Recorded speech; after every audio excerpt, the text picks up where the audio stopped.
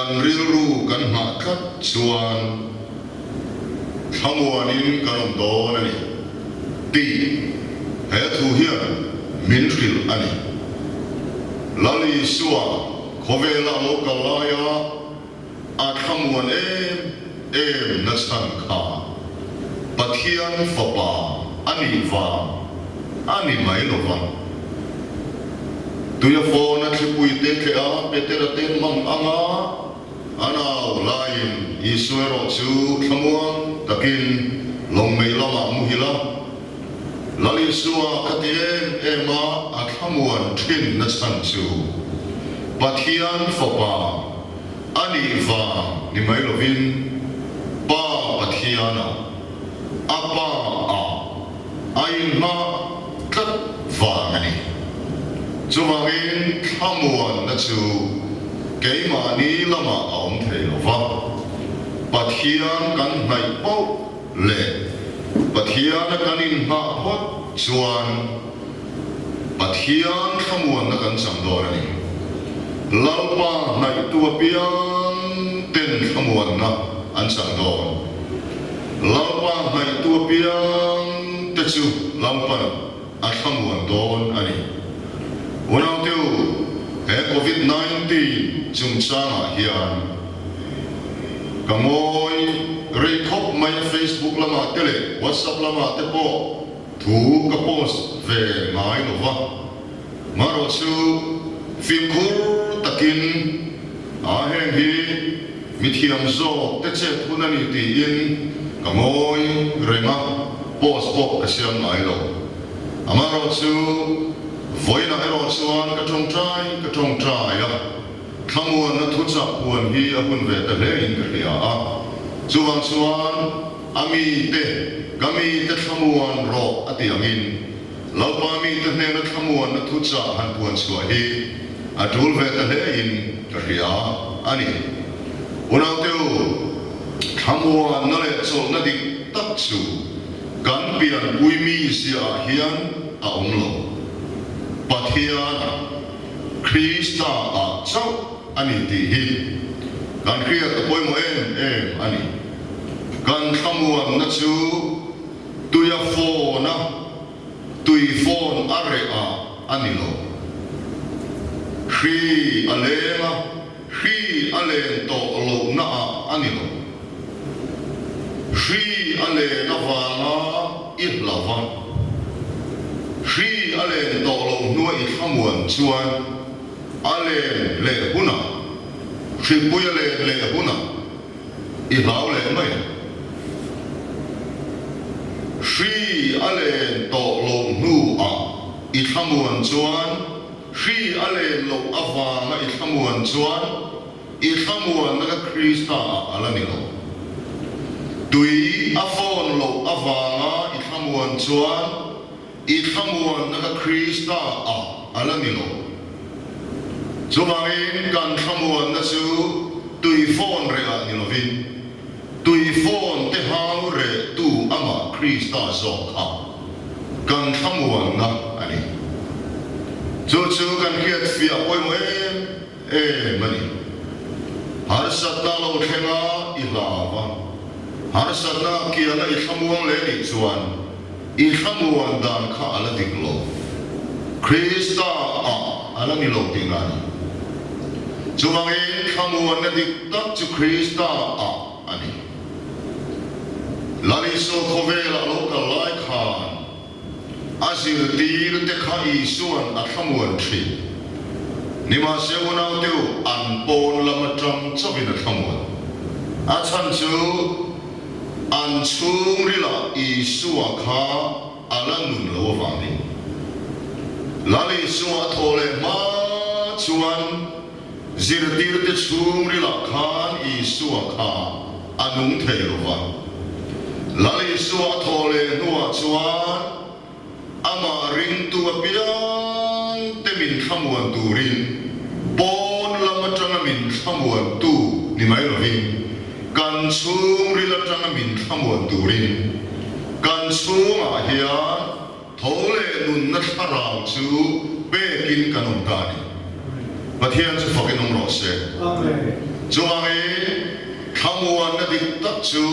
khi te von lam era kapa ti ni remote lovin kan sung rila ama Krista chu anung renga min kha than ngai don lovani ti khiat fia na hi khamuan na dik tak chu ani chuang ấy lalpa kan tia kan ko hian kan pa fa na mi kan an ti hian khi ta om lo ti na ni lovin khoya ko lalpa chu om arsi pathum na pia lama khoi huna po om nima se khi ta om chung si in ama ring tu te chu ma hian lalpa chu om ani so chu khara va mi na mu fia huna pia ma ama khamuan na ni lovin Krista khamuan na alo chang thina ama pian pui chan la na atana khamuan na ni lovin keima pe khamuan na isuan ati kha ring tuin alo chang thi chuange unau teu khamuan tum chopa chan la laman lo khamuan na dik tak chu Krista kan en kat hian ama kan nai hian kan rilru in kan chung rila Krista a en kat hian lalpa a nai kat hian thamuan na chu ama min pe mai thi chu ti chuan chu thamuan na di tak chu kan chan thei na tur le kan him thei na tura poi po em mai kan khia tur chu lalpa ming lam ani cho ai ni chuna kan chia tu po lalpa ming lam piang chuan hima tir ko ke thiu ti bung ni chang son ni ha a chang son ni le pakha tu po lalpa ming lam piang chuan hima an himang na ti khan soma ako ni na langa soma chumi kring nun pum pui tharau rilru taksa sonani chuang chuan tharau him na chau ni lovin rilru le taksa apum pui him na chu lalpa minglam ani chuang e lal i suwa minglam hi him na ani ti hi lalpa mi ten kan ria kaman poi mo kan film kurang film kurturani free alole tun COVID-19 na chau ni lovin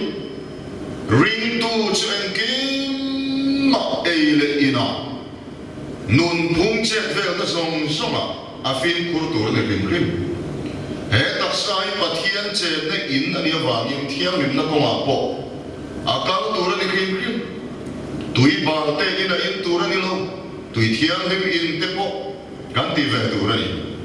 cho thai te po kan ti ve turani cho ha chuan du da takanuna polo takanuna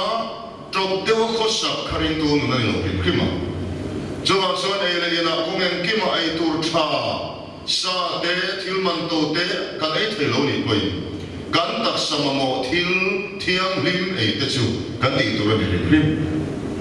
Hri tu na alo le vang so po ni lovin chuan he hri hilam pan min la kian sak hun a ong nge yama chu hri he hri hilam pan min la kian sak hun a po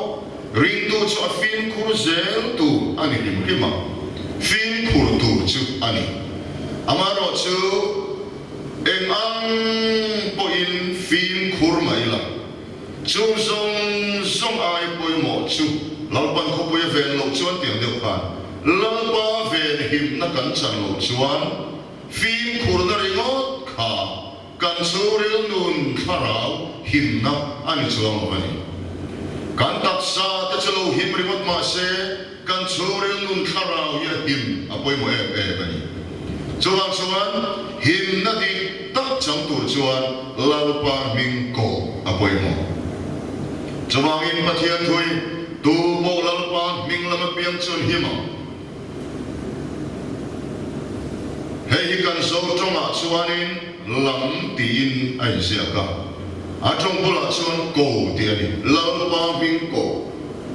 atong bul he rai lama chuanin lalpa ming ko ti hian ko ber chu out chua ama mamo ngoya ring taka drop chunga out chua ti na te po ani chuan chuan lalpa ming lam sakia ni lovin ama mamo tak na neya lalpa ming lam mai ni lovin ko lalpa ming ko una teu lam ti le ko ti hi ai nang mia lo wasi until na pusoram thanga chu hela hian ming kan lam the a khemia lo ko chu adang dai for in mo ka for na pusoram thang pusoram mintan puiro minung ani angin ka bia ka ko na chu lo ria ani chuan lam ti le ko ti chu adang dai chuan lalpa ming lam sakia ni lovin lalpa ming ko apoi mo khop mai thofing bung som le pariata chuan tu po thofing bung som le pariat sang soma chuan lalpa ming chukul puyania mi fel chu atlan lu thi na him thi sang som kuale pakhat thui tu lai alar khop mai khan som kuale pakhat him na thu cha thata mai som kuale pakhat na min pe te kha ata taka chang tur chuani enge ni poi mo em lalpa ming ko ani una tu som kuale pakhata pathian thamuan nahi ro we me ma tu lai soi a lo le mai dem de kan siarange jang som panga ani chuan mi ko vanga ti chuan ka changa ke chuan amang an lai chuan he na ka omanga ama chu ka chan himang ka choi moya dang rei nai ka tilung oyanga ka chan dam na chu ka mu tir boka awan thamuan kha he thu te hi chuan thil thalo reng in atok lovang chia khri ren poi ni puan in chu aron nai het lovang I kong tin reng a hum him tur chain I chung thua zong awan tir ko chu thu a pedon si a an kutin an domang chia chu ti lo chuan ke ilung chui lo dang sakei bak nei le rul rial chu I rapanga sakei bak nei wang lai le rul pui chu I chil ne kang mel ma pa tharau sual na tho zong ne a chil ne thei na hi ring tu ten kan ne a chu ata taka chang tu ra poi mo mai chu lalpa ming ko ani lalpa ming ko pian chu an himam chang saria chuan he ala khop mai isira sang an thuanga iding lama chuan sing an thu bokang thim nuaya hri len thin chi lau lo wanga chun lai thil ti che thin chiat na chu I lau hek lo wang he te kan an chiar thina ata takin kan mang chuak the thin lo wang ata tak mang chuak the dura poi mo lai ber chu lalpa ming ko ani tu po lalpa ming ko piang chu an himam ti sia ani Vidam tak chuan Pentecost ne tharau thiang ni makha na te I kan soi vong thina kan soi wore mem thina ni amaro chu ato pa mor bok na tharau thiang ni makha dan ol tak mai ti maya ato pa mor bok na kan sia thin thin lo ato pa mor bok na chuan bung ding sa som ni pa khat ti lo te thil ti chuan tu po la pa ming ko piang chu an hima chuan la pa ming ko hi tu na hian kan him na turani thola I pathian ko ro he kan rama Malaysia tuna hianin rongbon nei mek maila kan ram ti in ka han sar thina he zorama te po chol ni in khom lovin biak in te khar an lo ni soka Chuang suani mani ina kutasak biak in tempula ami tempol khom natura lalpa kan ko thei chuan mani ina ko kan ko thei biak in lalpa fak thei tu chuan mani ina ko lalpa fak thei ni mani ina mani chung kwa ita zetalpa ko lalpa abun an khen chau te hi ale lama chuan alung chian em lain avan lo om sive ti te karirua a omani chuan biak in thamuang tak me kanin khom te hlu chunga ina sa chuan tun huna mani ina lalpa kan han ko theu mai te hi chung lam hi van lom don e ti te karirua a omani Bisuan he thua hian unau teu thupoi mo teu mai han soi lu kan ya lalpa bing ko han ti akha lalpa bing ko han ti hi trong chai na le ai nang sia lo de ba trong chai na angina man thei thova maro chu trong chai na le ai nang sia lo ani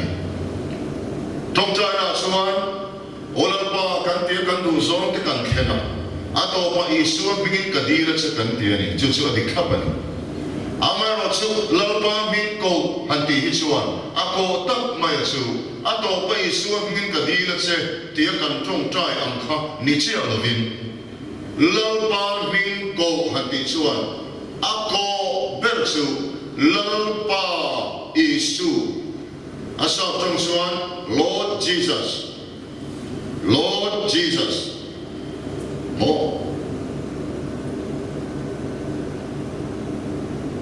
lalpa bing ko lal isua ming kan ko hian thil ti thei na om in vela khem na om le ming thiam him la nom se van noi mi ring sam zinga min chan dam tu ming dang re nom lo chan chin thap buzia mathaya sia bung ti ra le thupuan bung to ber chang to pa lang chu Isu Krista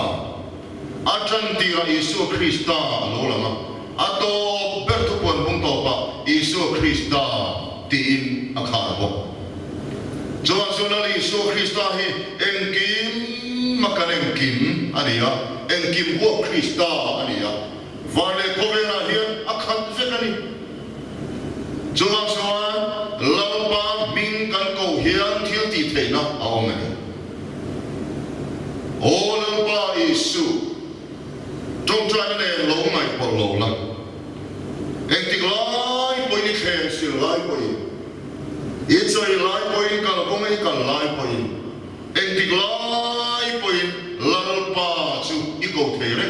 lalpa Isu thank you Jesus Isu kalome lalpa Isu thank you Lord Jesus lal Isu lalpa Isu khatia ko khani chuan hei katon riat kan soi lo ma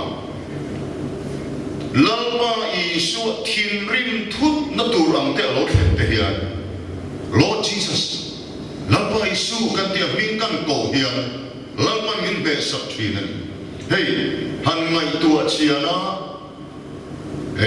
khai ti le lo tu ra ni min soi chiai min rel ma se kan chia vek du ma se ai ti le lo te am tia hanin ngai tua na hun oma suar ne bi oma amaro chu in ngai tua na hun om mi lo thil ron ni thut diglo takin bai ron kan sak tak mi ron su thoi thua ke mo diglo takin ron kana mi ron su thoi thua ama te hian thin rim thut te hian lo so thina chung thin rim thut na tur la ka te chuan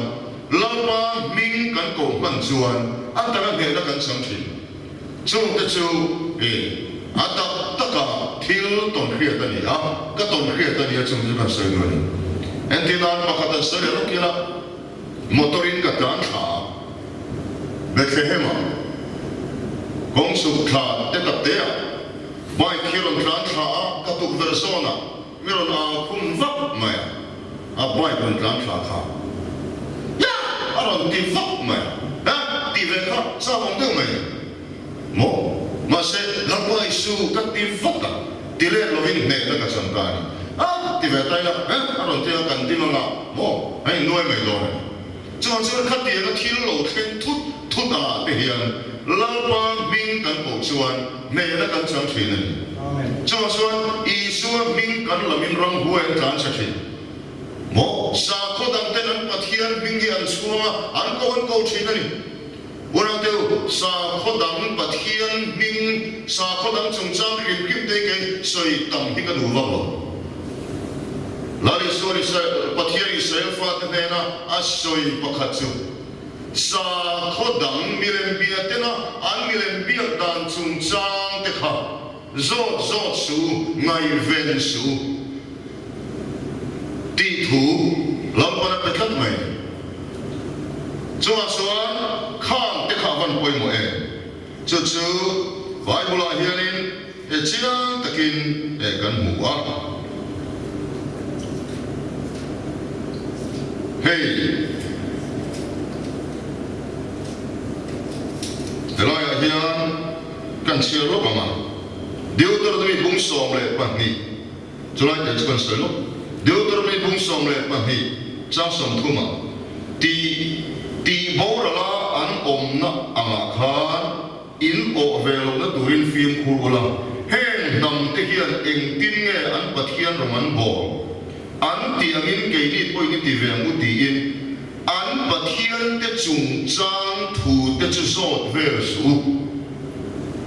an pathian te chung chang thu chu zot ver su hey BBS Presbyterian Bible School khan ka kan vere lote sa khot chi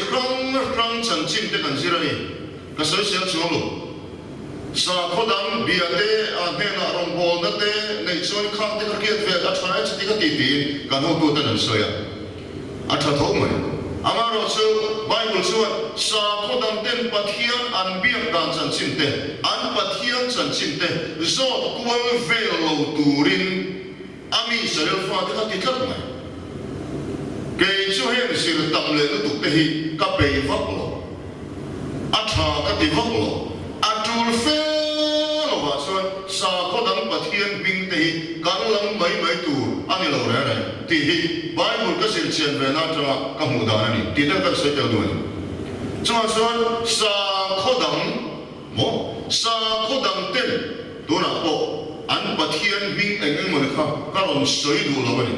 sa khodam ten ka ti mo da sa khodam ten an pathian bing hi an ko te me ma an chuang me ma mo an ni sa khodam ten an ko pathian eng ma ni lo ai chuan lali suwa lele van a thu nei da song nei tu lali suwa ming hi ko ta me la I suwa chan chin hi soi ta ma mu dora hian a me om chan ta khop pin ka hiya COVID-19 Facebook a WhatsApp a tu mai post han enila hemi chan chin li mai kan soya ni e kun lai ani ve a om thove a soi tu te ka dem lo ve ma se kan soi du zo chu chan chin tha ai kan soi tam so ta I suwa ai COVID-19 ala ta I suwa thi sen thil ti thei zia kan soi tam lo lali suwa chak zia kan soi tam lo chan chin tha thil ti thei na kan soi tam lo kan soi tam lo mai po ni lo kan soi mang ngai ta thak lo kan pathian lung hi a oi do na mo ni o ti ka mai toi chuma chuan he te chu thu tha te eng eng mo ni te kan mi thiam te chang lo kan te chu a kan soi ve ang a thul chuan kan ser ve amaro chu kan soi tam lut tu de lo mo chan chin thalia khopin I suwa aya kan soi tui kan cha tui alo ni tamai ani lo mo kan cha tui kan tiom che chu kan soi tam lut tu ta ani lo mo chuan una teu in mai tu har te ku chuan lali suwa ming I ko tamam ku COVID-19 soi tamai chuan lali suwa ming I ko tamam ku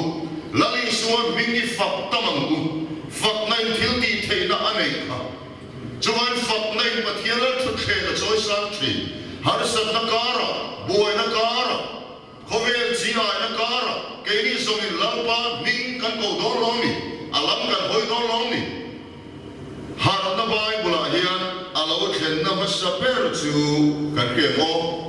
har na lo thlen na masaper kan ke mo tam tak chuan kan ke lo karin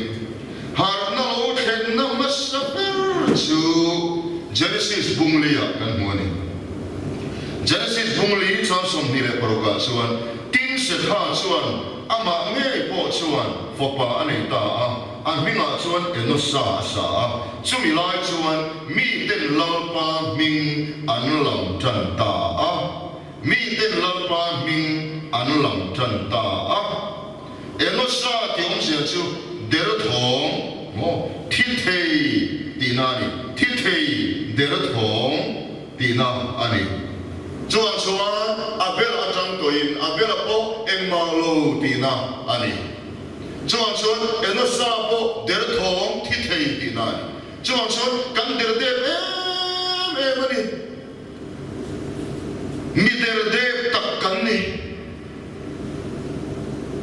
hetiang khopa der de kan ni hikia in enosa hu lai chuan mi ten lalpa min chu an ko tan ta a he hat na masaber ti in asoi thei ani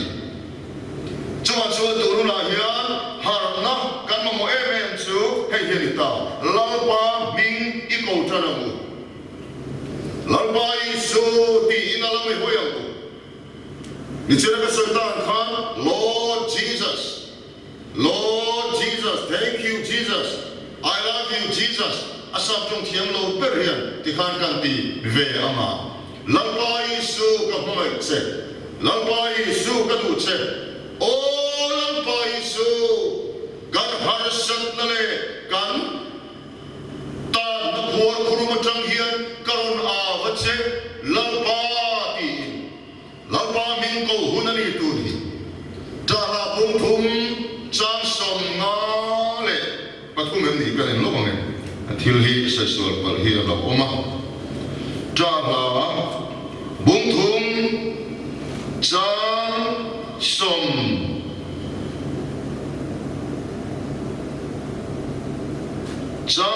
ngale panga chuan khor kurum noi nung bera tang chuan olal pa I ming kalama ka o chunang ini hria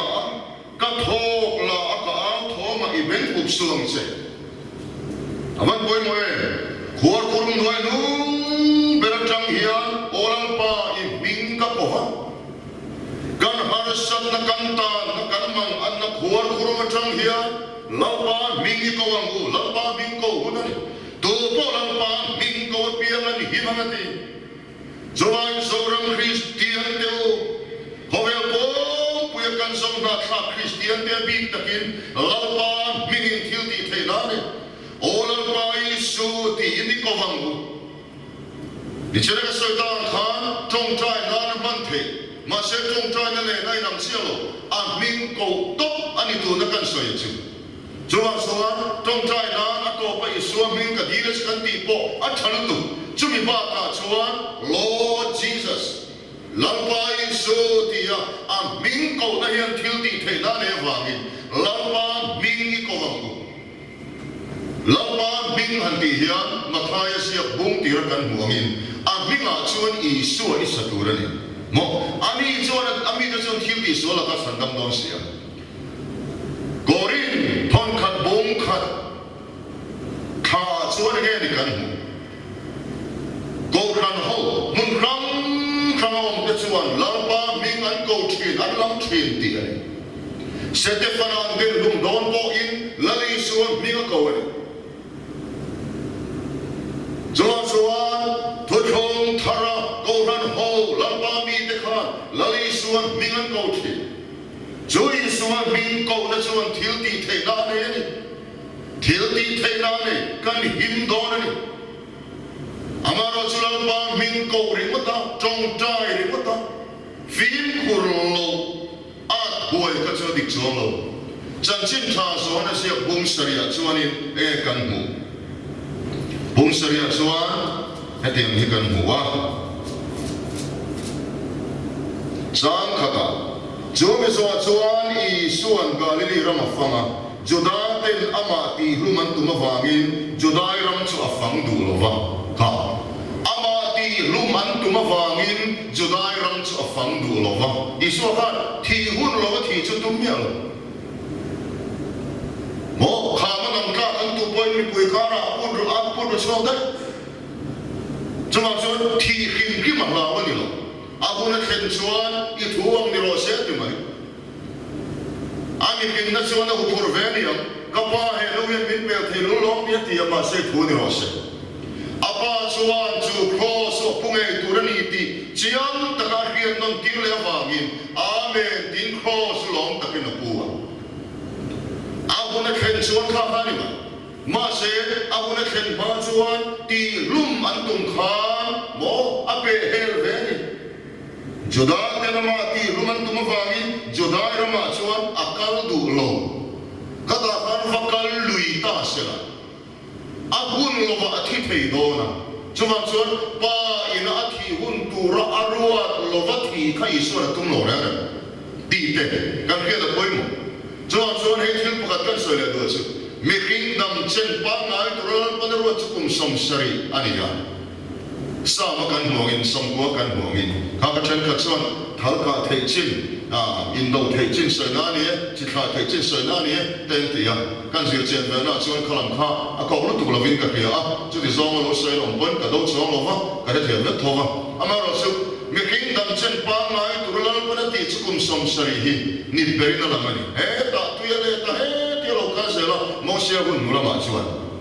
ama ro chak na wangi somri ta ni the chakna wang chon sompo poni thei dina ni chu chakna wang chon sa poni thei chu ai tam poni thei ti na ani chu kan soi du chu mi ring dam chen pa ngai tura arwat som sari te khen tur te hian tak sa hon te ngai si zu le mon te ko tro chon ti lo te ngai si thei to pa tui thiam lim in ve te po ngai si chui tu te na an chui mi thiam te na chui dan pakhat ka chira chuan Timothea kum nat vemi ani na san kha thil thiang lim lo tui bol lo te ina chin wang ani ti te ani po ni mai the chuangin Timothea po kum nat vemi ani thil thiang lim lo ain wang tui thalo te ain wang nia chui ne po ma alo ni mai the po lan kum nat vemi ni wangin wen klem ni ro in ro te leona do tak te wan poi mo e kan dam chen tur pang na lalpa rong hi reiso kan bol the da turatan te thi la wang lam ni lo hi mo lalpan abun ati chom veni kum som sari te kan khen ba chuan lo se pui ro ator mo turani lo thi na te po hi do the yan nat na hi kan do mo sual hi kan do wa thi na po sual wa lo mania kan thi do tho adik chu dika amai ro chu thi hun tura mi ring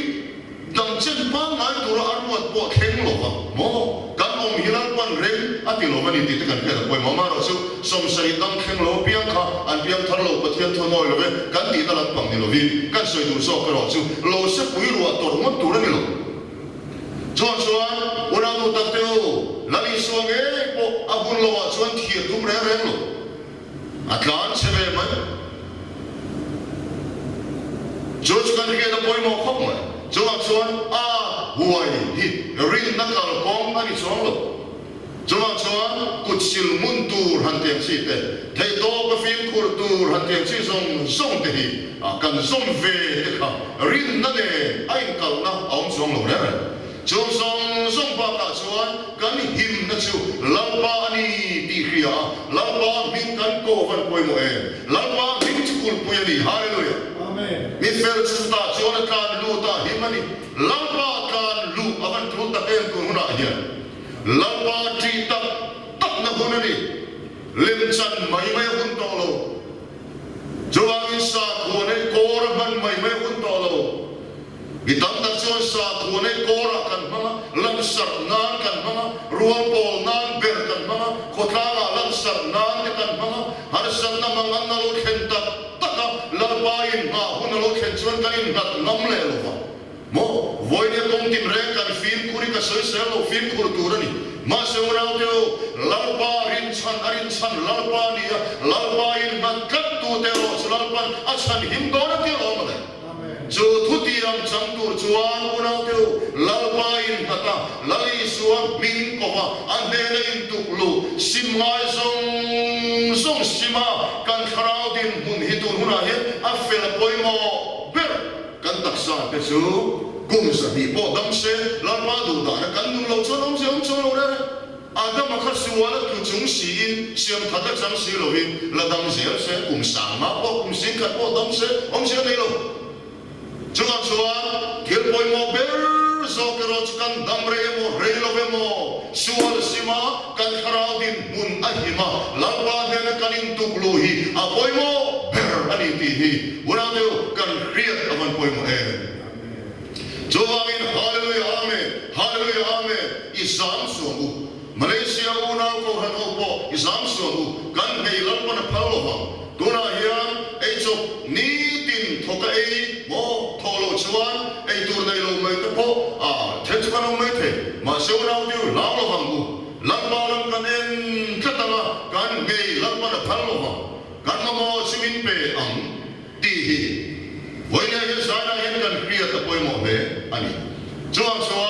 unau tu tak teu lali suwa po kan soi tong khan thi apun lova chuan apum pel na son ve sel tho adoi wa mani lo kha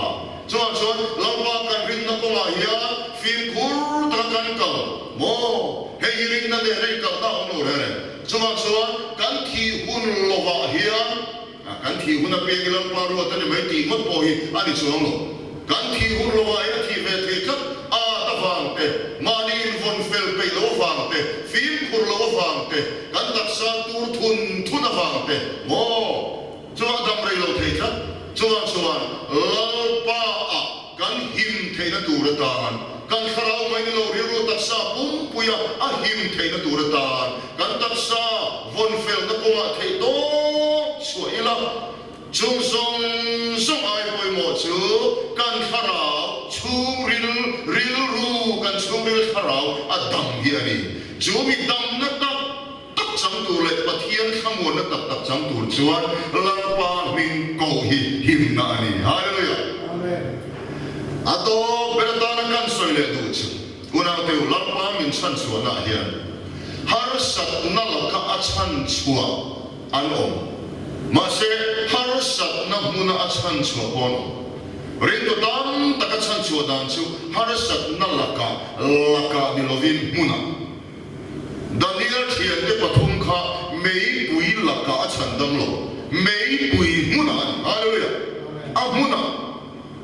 mei pui an pai lu na muna nge kha amma lo omni kha chuan kreom na laka te mo ni mai lovin a muna lampai min sanda matumani chuan tun huna hiya hallelujah amen hovel bum pui tirati tu COVID-19 hovel tichi ai tu lenvel nakara hiya